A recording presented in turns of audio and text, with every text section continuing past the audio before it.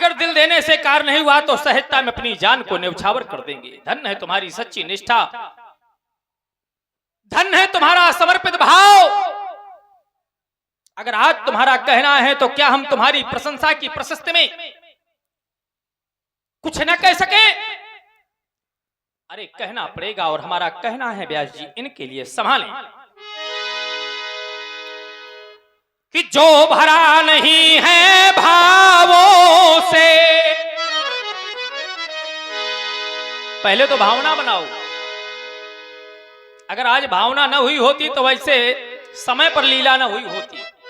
ये सब भावना का खेल है।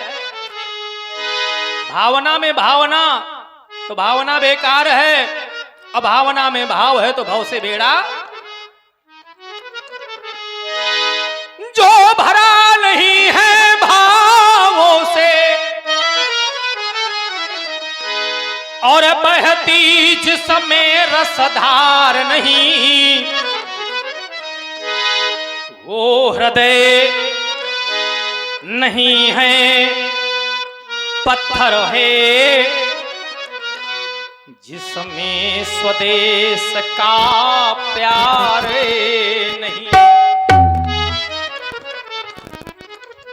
पाषाण युक्त है उसका हृदय, जैसे हृदय में अपने राष्ट्र के प्रति सच्ची निष्ठा एवं सच्ची भावना न हो।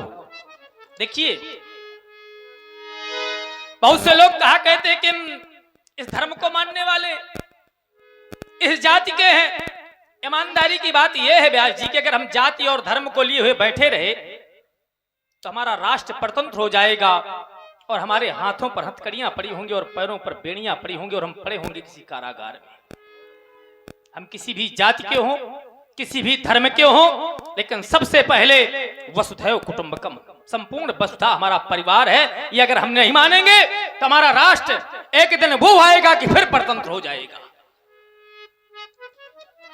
अरे अन्न यहां का खाते हो, अन्न यहां का खाते हो, पीते हो यहां का पानी, तो फिर एक बार सब मिलकर बोलो हम हैं हिंदुस्तान। कहानी और इसी सुंदर राष्ट्र के प्रति बड़ा ही समर्पित भाव से उद्बोधन महाराज श्री जनक जी के द्वारा आप लोग सुन रहे हैं, प्रभावित हुए।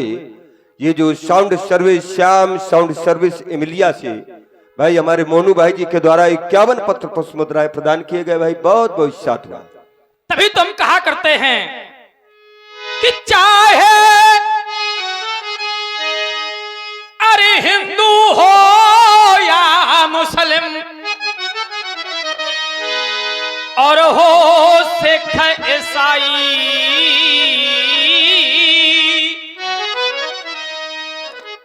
पर एक बार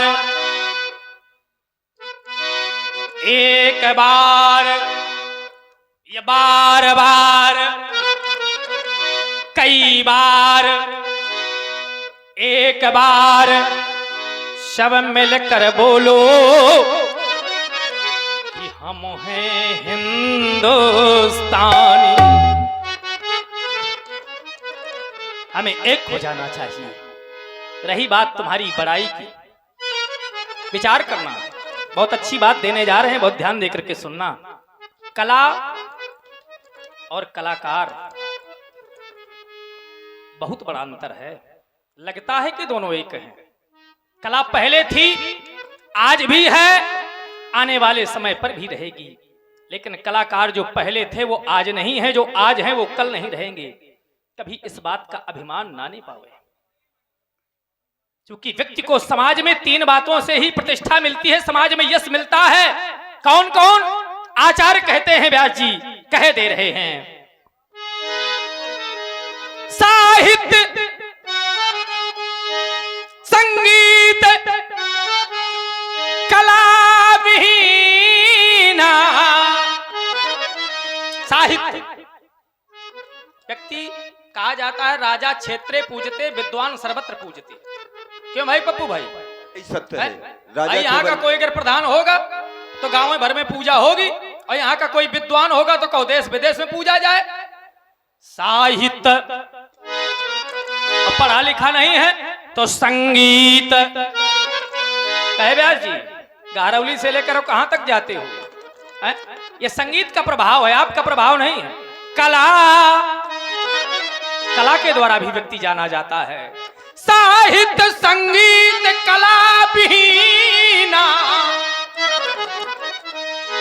तो साक्षात पशु पुक्ष विषाणहीना,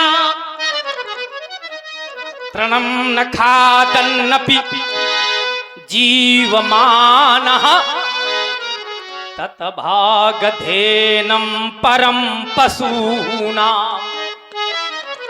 हम तो कहते हैं कि ऊंचाई पाना बहुत साधारण बात है, बहुत ध्यान देकर के सुनना, लेकिन ऊंचाई पाकर के उस पर स्तब्ध हो जाना, अडिग हो जाना, यह बहुत बड़ी बात है। क्योंकि लोग ऊंचाई पाकर के गिर जाते हैं, बड़े बड़े ऋषि मुनि गिर गए। जो श्रीमन नारायण नारायण सदैव कहा करते थे, कहते हे प्रभु मिलई कमन विधि बाला। अरे परमात्मा के भक्त को बाला की ढूंढने की क्या आवश्यकता है, लेकिन जब व्यक्ति ऊंचाई पाता है तो गिर जाता है, अगर अभिमान हो जाता है। और देखिए बड़ी ही सुंदर प्रस्तुत आप लोग महाराज श्री जनक जी के द्वारा सुन रहे हैं और सभी समाज गदगद हो रही है उनकी प्रस्तुत को सुन करके। प्रभावित हुए आपके ही क्षेत्रीय जो रामलीला मंडल अध्यक्ष, उनको तो भगवान ने बचा लिया, क्योंकि जो भगवान का भक्त होता है ब्रजेंद्र, उसको भगवान बचा लेते हैं। कहते हैं जे ही विधि होय नाथ हित मोरा, करहु सुवेग दास मैं तोरा। लेकिन उनका हित बाला में नहीं था, उनका हित काहे में था? बोले हमारा तो हित उसी प्रकार से करते हैं जही विध हुई है परम हित। भगवान कभी अपने भक्त का हित नहीं करते हैं, परम हित करते हैं। जही विध हुई है परम हित, नारद सुनहु तुम्हार। जिस प्रकार से तुम्हारा परम हित होगा वो मैं करूंगा, मैं हित नहीं करूंगा। तो मैं तो चाहता हूं कि अगर ऊंचाई पाया है तो हमारी भी मंगल कामनाएं हैं। प्रयास तुम्हें करना पड़ेगा कि ऊंचाई पाकर के कभी अभिमान ना आवे। जाओ, चूंकि समय अधिक है, विश्राम करो, तुम्हें समाज में मान सम्मान और कीर्ति मिले, विश्राम करो। आए भाई